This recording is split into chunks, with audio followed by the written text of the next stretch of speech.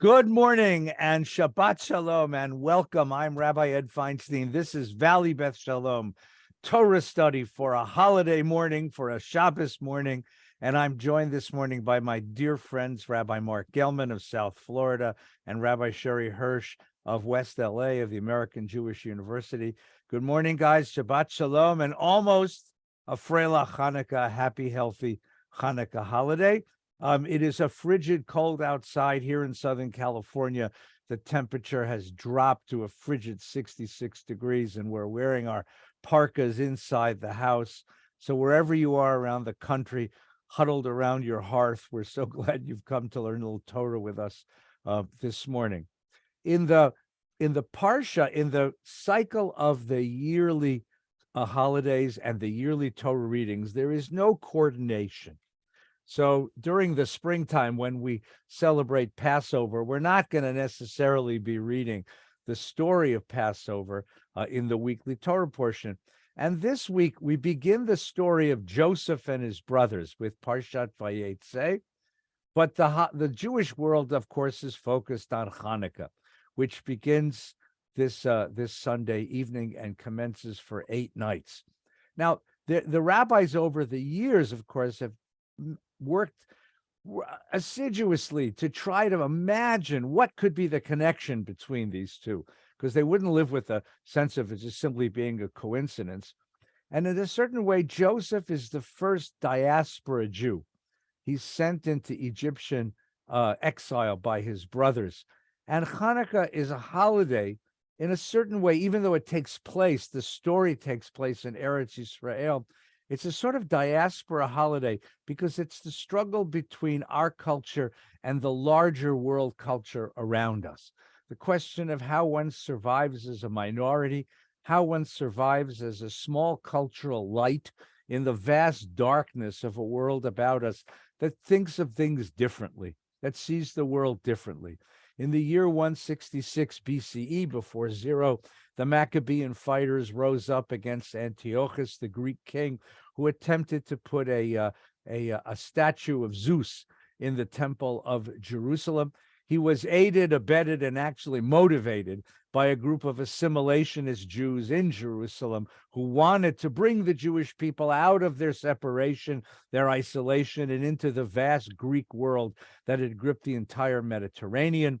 When the Maccabee brothers saw this, they saw something that violated their deepest sensibilities. They rose up in revolt, fought a number of wars against the Antiochus and his soldiers, eventually found their way to the temple, broke down the altar, rededicated the temple to the God of Abraham. And so we have the word Chanukah, which means to dedicate or rededicate, and lit the great menorah as a sign that God was in this place. And they dictated that for 8 nights we would celebrate this Hanukkah. And for the rest of Jewish history, this holiday has had a very interesting history, a history of ups and downs until we arrive here in America, where certainly its proximity to a certain other holiday has caused us to take it much more seriously, thank you, much more seriously than it probably deserves in the course of Jewish life. So let's take a look carefully at the story. Let's take a look carefully at the holiday. Let's take a look at how it's developed. Rabbi Gellman, you have never been a big fan of this holiday. Well, that's an understatement. I'm known far and wide as the Hanukkah Grinch. And I would say I proudly bear that mantle. I love the way we celebrate Hanukkah, which is being with family and giving gifts to the people you love. I love all that, but the history of the thing is just repulsive. What we have is the celebration of a holiday of the triumph of Jewish Ayatollahs. These were the most right-wing, recalcitrant, awful people who they paid to get the high priesthood. They initiated a dynasty called the Hasmonean dynasty, which eventually led to Herod, and it was so despised by the people that they gave their support to a group of itinerant scholars who were not were not people who inherited their position, the Pharisees, and that evolved into rabbis. So what we have in Hanukkah is the beginning of the disillusionment with biblical Judaism and its inherited priesthood. And I'm happy that the rabbis arose, because I am not happy about the people, the Maccabees and the ones we celebrate, who stabbed to death Jews who were reading Aristotle. And I love Aristotle.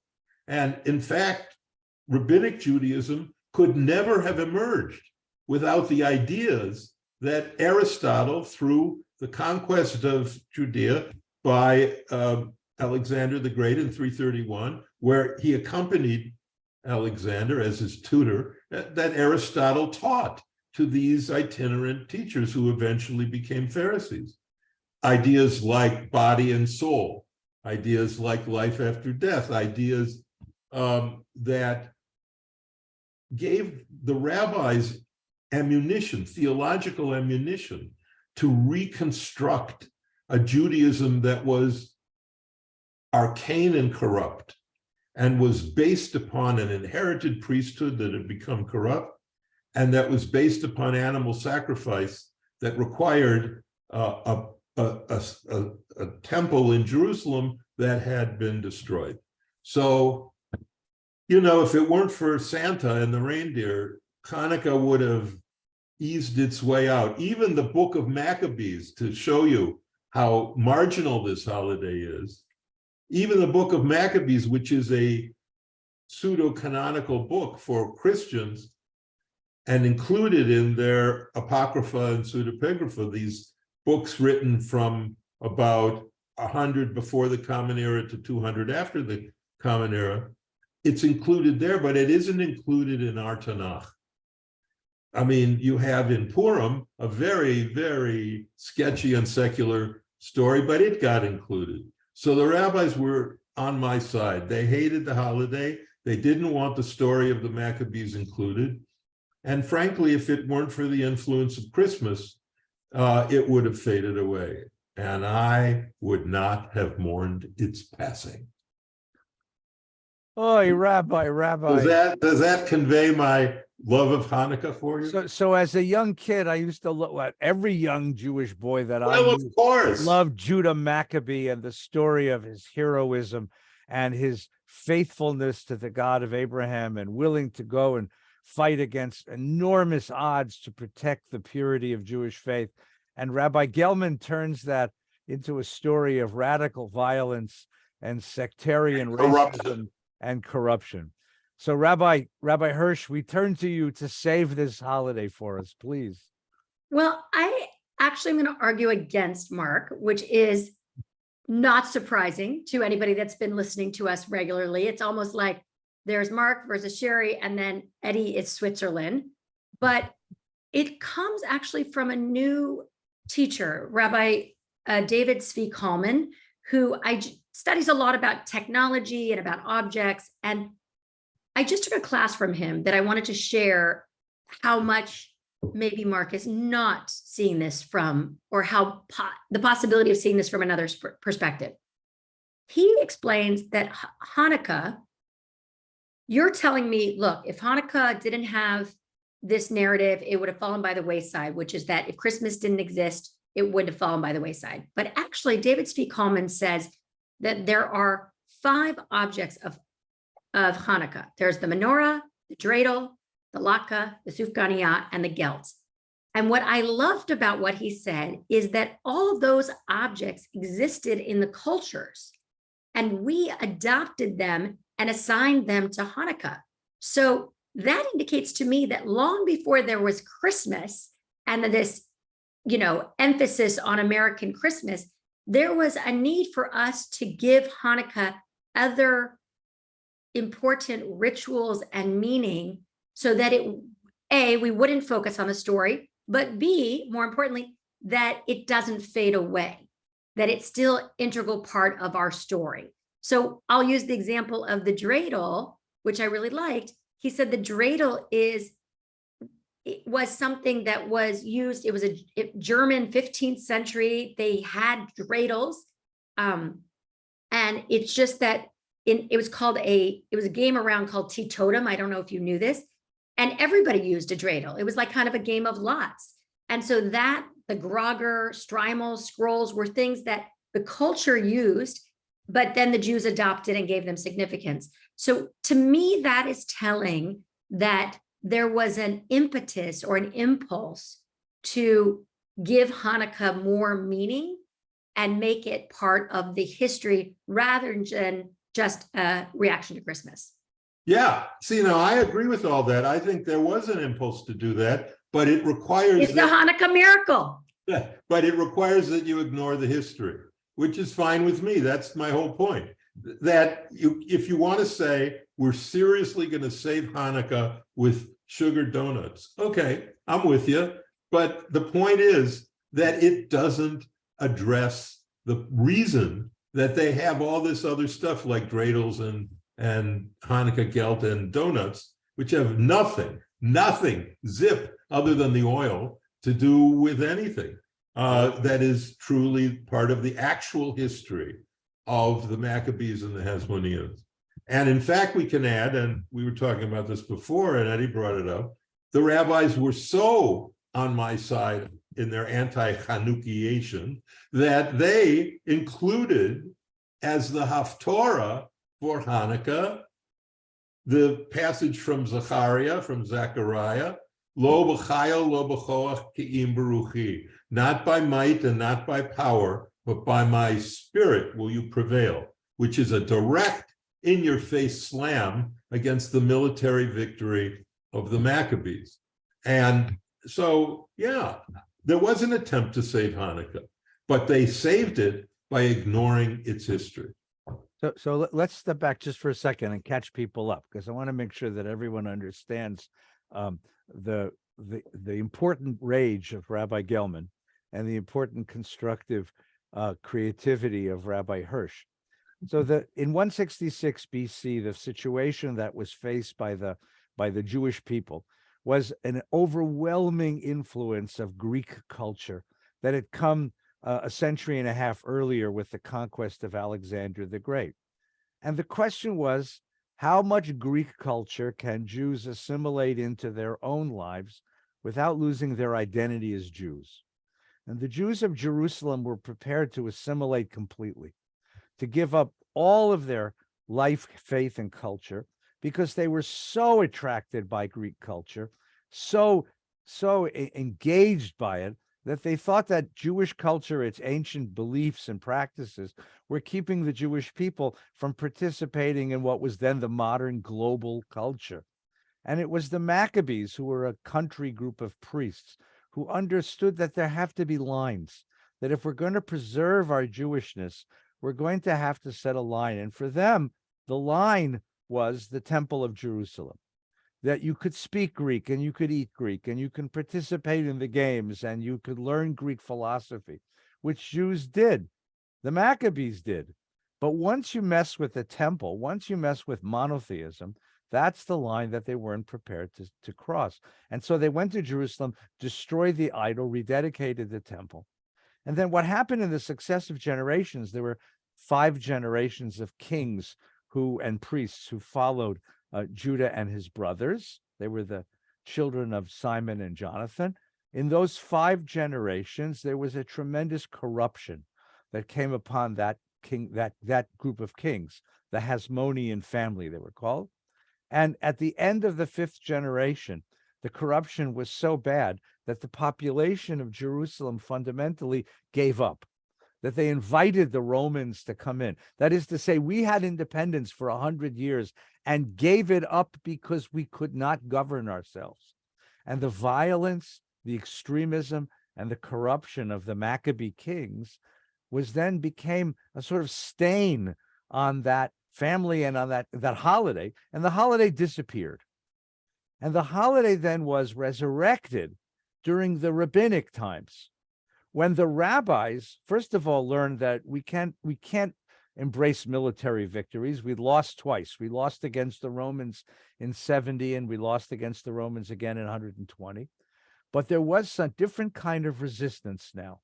And the rabbis saw themselves as, again, in the same position as the original Maccabees, resisting a global culture.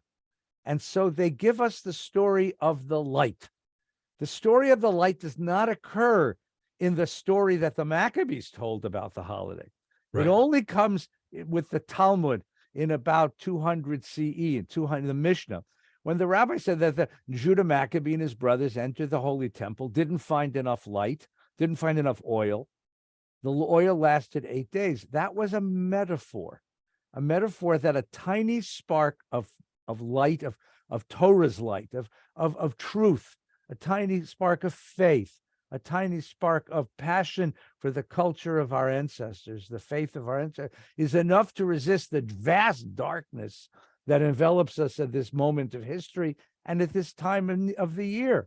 And they give us the light as an alternative to the military victory. And Right. that's what saved the holiday for the next several generations. Exactly right. And that's beautifully said and accurately said, and reaffirms the whole thing about corruption that I mentioned. But the person who fixed it had to wait until my hero, of course, Maimonides. The Rambam, who was a Neoplatonized what? A Neoplatonized Aristotelian. And that's what he brought. And what he was saying, and he says it in the guide in some veiled language, but it's exactly what happened. He realized that there were two kinds of Greek culture. There was low Greek culture, which was Zeus and the stories of the gods. And that's what Antiochus put in the temple. And that was rejected by everybody. That was true idolatry. But then there was high Greek culture, which was the philosophy of Plato and Aristotle, pre-Socratics and others. And that's what was systematic. It was philosophical. It was philosophy for the first time. And that's what saved Judaism. It saved Judaism because it provided it with a language that could survive the diaspora and provide a place for our hope that wasn't in this world and didn't depend on animal sacrifice, but was in the Olam Haba, the world to come, and that depended upon mitzvot.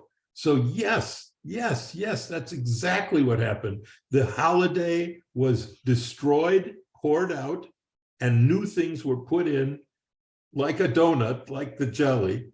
And that's my symbol of Hanukkah. It's something good, and you put a new thing inside it, and people like the donut, even if they don't know what it's all about.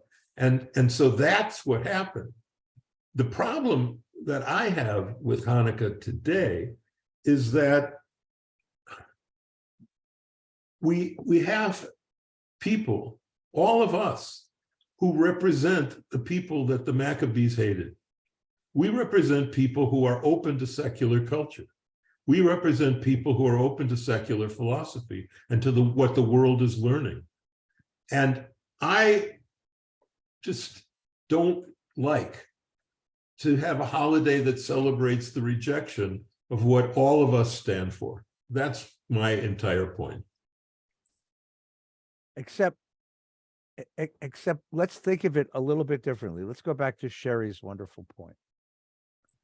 The holiday for the rabbis, the holidays for subsequent generations, stopped being about the radical rejection of Greek culture, the radical rejection of the outside world that the original Maccabees represented.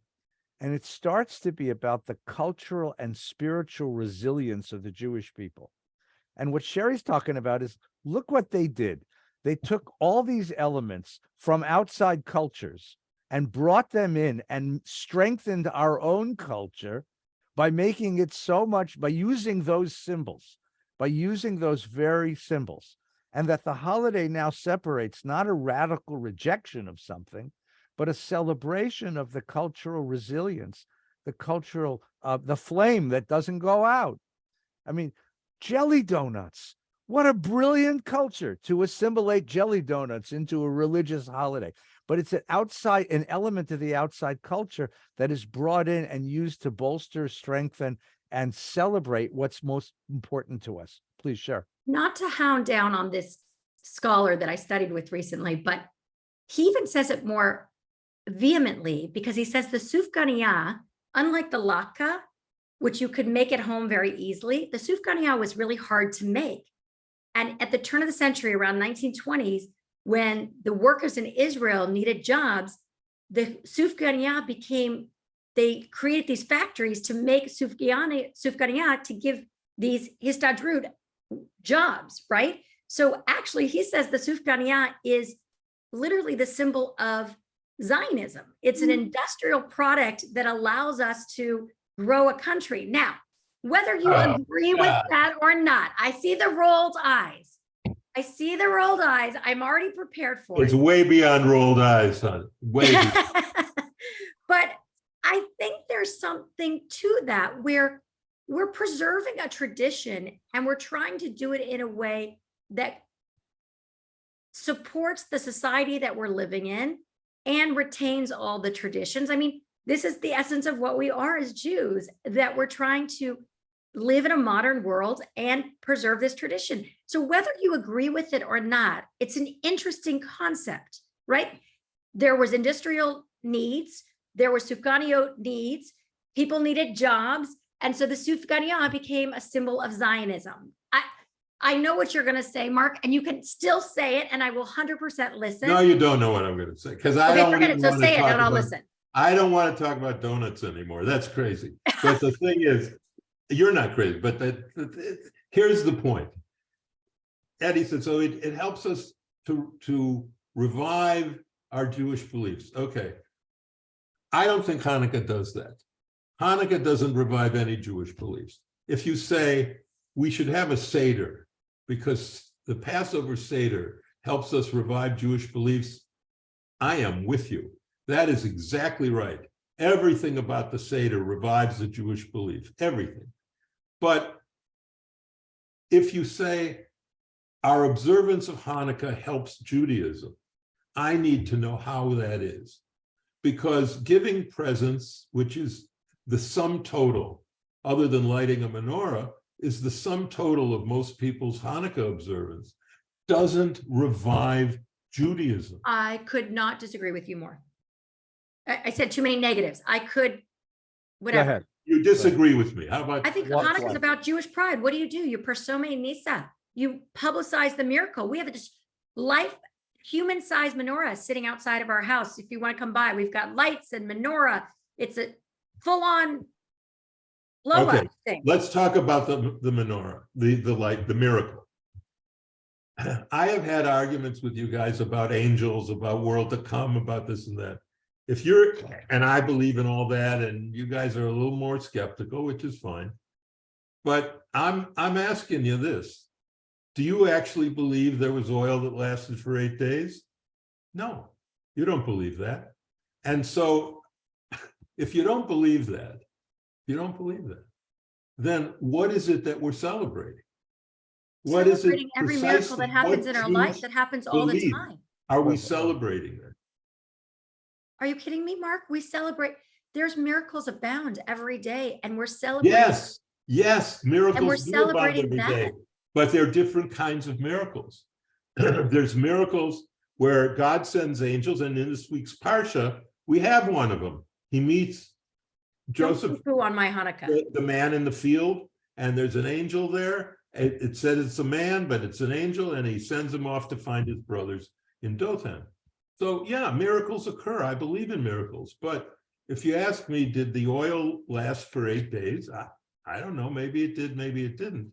But if you're saying Hanukkah helps us to revive that belief, I don't think most Jews have that belief, that the oil lasted for 8 days.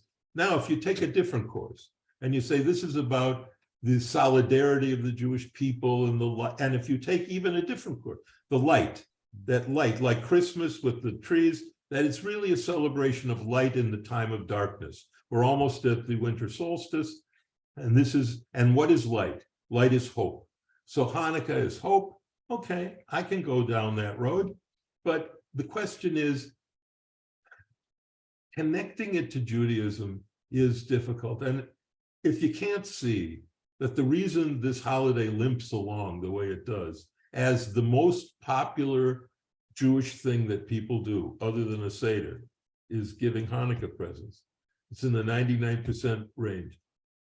If you can't understand why that happens, it's because of the materialism of the holiday and of Christmas, and of the fact, you grow up as a Jewish kid and your only defense against this onslaught of the beauty of Christmas and their songs that we only have dreidel, dreidel to go up against. You say, all right, well, we get presents for 8 days. That was our defense. And, we live through it. You can give better presents, better than not good presents. You can focus on the light, on the unity of the Jewish people. Fine, let's do that and get this holiday behind us. Okay. There's a story that at one point, Frederick the great Prussian emperor, asked his court philosophers to produce for him proof for the existence of God. And they came to him and said, "Sire, it's the Jews. There is no reason why we should be here. There is no reason why our culture, our faith, our coherence as a community should be in the world. Over and over again, the world has conspired to destroy us physically, materially, physically, and to destroy our faith and to steal our hope and to steal our way of looking at the world over and over again. And for some strange reason, again and again, the Jewish people managed to push back the darkness of the world's evil with a tiny flame of hope and solidarity and faith. And that's what the holiday celebrates. The rabbis who gave us the story, it's not that they believed that a little cruise of oil lasted 8 nights. They saw themselves as pushing back against the darkness of Roman power and the Roman ethic that might makes right. They pushed back against that world and said, there's a God of morality, there's a God of compassion that we insist on holding fast to. And that's what the light meant. And that's what it meant during the Middle Ages, when the Crusader armies came down through the Rhine Valley and destroyed all the Jewish communities. Those were the communities that sang the song Ma'ot Sur Yeshuati, about a God who protects us. And again and again in Jewish history, and even now. I mean, I find the holiday very meaningful because it's this idea that we're still holding in a vast world of other ideas, some of which are very helpful to us, like jelly donuts, and some of which are really destructive of human sensibility. We still have this profound attachment to our culture and our faith and our history and our story. And to me, that's what it represents. And I think that's kind of and at the darkest night of the year, to gather with your family around the light of the menorah is a beautiful thing to do. Yeah. Sure. I couldn't agree more, Eddie. And I just want to say, it teaches us Jewish pride. It teaches us about bringing light to others. It teaches us about generosity. I think it teaches us about the value of being particularist. I can't even say it. Being in the particular within the universal. It teaches us about also rhythm. Like every night you have to do this on a rhythm, which is very Jewish. It's like being sacred time. I mean, I think the values that come out of Hanukkah are plentiful. Those are just a few of them. So to me, it's not, oh my God, we have this Christmas and it's evolved into this thing or devolved into this thing. Like, this is a beautiful holiday. I like it much more than Purim, by the way. I love Sukkot. So let's conclude our conversation this morning. Let me ask you a little Hanukkah question about what it says to us now, and what not physical gifts, but what will you be giving your children, and Marc, your grandchildren? What will you be giving as a lesson, as a story, as a spiritual gift to your families on this Hanukkah? Sherre, you want to start? Love to start. My kids, as parents know, they go through stages of equilibrium and disequilibrium. Right now, we're in a disequilibrium phase. It too shall pass. However, what I like to teach this Hanukkah, both externally, but also just in the messaging of how we gather, is that we as a people have had it hard, but we do hard things. And that messaging is that things are hard, but we do hard things is one of the powerful, most simplistic messages of the Jewish people. And I think it's one of the most important messages that we teach our children. Not, okay, everything will be out great in the end, or I will help you get through it. But things are hard sometimes, and we do hard things. And I think that's this year's Hanukkah message. Great. Marc, I know this is not your favorite holiday, But I'm working at it. but what are you going I to say? wrote a story that I'm going to read to children for this Hanukkah. People don't realize that Judah Maccabee had a sister whose name was Hannah, and that's the truth. And there was a problem with lighting the first Hanukkah menorah. The problem was that everyone wanted to light it, and there were only 8 lights. And the Maccabee soldiers said, well, we won the war for freedom. Soldiers are the most important. So the Maccabee soldiers lit the first light of the first Hanukkah. Then the other priests from the tribe of Levi said, well, we're the ones who take care of the menorah. Priests are the most important. So the priests lit the second light. But when the oil makers said, well, we make the oil for the lights. Without us, you wouldn't have anything to light. Oil makers are the most important. Then the farmers said, well, after we light the menorah, we go home and eat latkes, and we grow the potatoes for the latkes. Farmers are the most important. Farmers lit the fourth light. Then the beekeepers said, well, food comes from plants, and plants come from flowers, and bees make food from flowers. Beekeepers are the most important, so they lit the next light. Then the teacher said, well, nobody would know what the menorah means and what Hanukkah means if we do not teach them. Teachers are the most important. So the teachers lit the sixth light of the first Hanukkah menorah. Then the tailors said, well, you can't have a naked Hanukkah. We make the clothes and the underpants for everybody. Tailors are the most important. So the tailors lit the seventh light of the first Hanukkah. Then the shepherd said, well, where do you think the tailors get the thread to make the cloth, to make the underpants? They get it from wool, and the wool comes from the sheep, and we take care of the sheep and gather their wool, and the shepherds are the most important. And they lit the next light. And the 8 lights of the first menorah were beautiful, but the people weren't happy because they were all arguing about who was the most important. That's when Hannah, the daughter of Mattathias, who was the father of the Maccabees, shouted, hey, everybody, stop yelling. All you can see is your own light on your own branch of the menorah, and that is just wrong. We need soldiers to keep us safe, priests to help us pray, and teachers to teach us the meaning of Hanukkah. We need the oil makers and the farmers and beekeepers to get us food, and we need the shepherds and the tailors to make us clothes and underpants. Every one of you is the most important. Let's look at the menorah a different way. Then Hannah turned the menorah sideways. What the people saw then was not 8 separate branches with 8 separate lights, but one single brighter light. The people were happy and they cheered for Hannah. And that's why there's a 9th light on the Hanukkah menorah. That 9th candle is used to light all the other lights. It's supposed to remind us that every light is important and every person is important. And if we turn the menorah the right way, we will see that one brighter light is better than 8 separate lights. The 9th light is called the shamash, which means that it's the helping light. The first idea of the people was to call the 9th light Hannah's light. But Hannah did not want to have her name on a light. She didn't think that she was that important.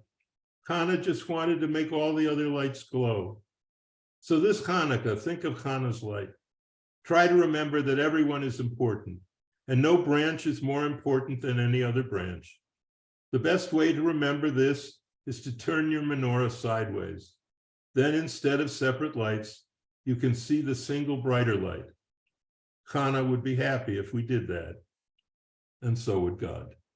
Oh, Happy Hanukkah, everybody. happy Hanukkah. For a guy who hates the holiday, that was a beautiful story. I got love in my heart. For I know was you going to say, maybe we protest too much. maybe. Yeah. When I was a seminary student at JTS, we used to go to JTS on Friday night, the synagogue that was in the basement, the Unterman synagogue.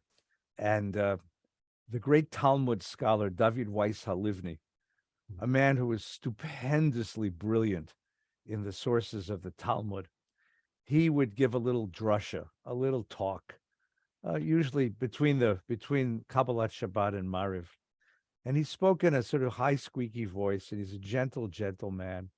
And the sermon that he gave, the little drasha he gave every year on the last Friday night before everybody went away for winter break, the last Friday before everybody went home for Hanukkah, he would talk about how dark and cold it is outside, and how on nights that are very, very dark and very cold, we have to hold each other. And that's how we stay warm. And that's how we find light. And that's how we preserve life. And he would say that that's a metaphor for, and a symbol and a reminder of what we human beings do for each other. We hold each other and light lights with each other.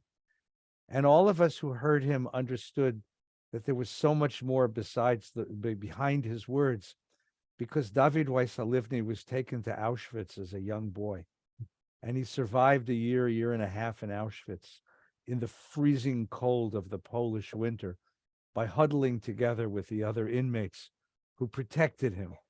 And that's how he kept his sanity, and that's how he kept himself alive. And what he was asking us to do is to learn from that. Even in the prosperity and the freedom of America, we still have to care for each other, warm each other, light each other, be the shamash to light each other's lights, and keep hope alive so that we don't give up and we don't give in and we don't surrender to the despair and the darkness.